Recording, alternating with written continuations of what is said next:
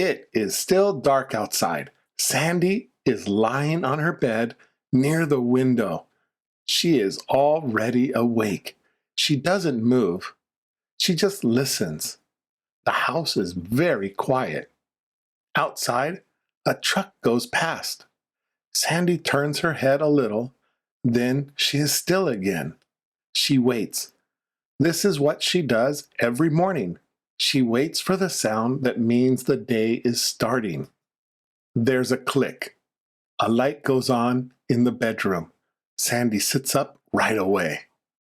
She goes to the door and waits there. She can hear Mike moving inside. Mike opens the door. He doesn't say anything yet. He goes to the bathroom. Sandy follows him and sits down outside the bathroom door. She can hear water running. She waits. Mike comes out.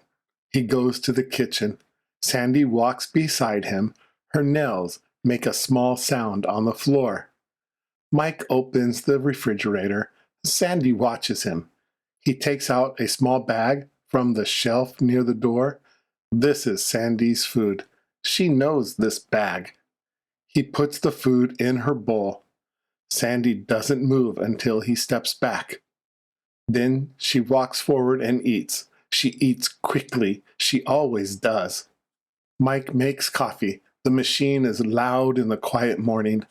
Sandy finishes eating. She looks up at Mike and waits. Mike drinks his coffee near the window.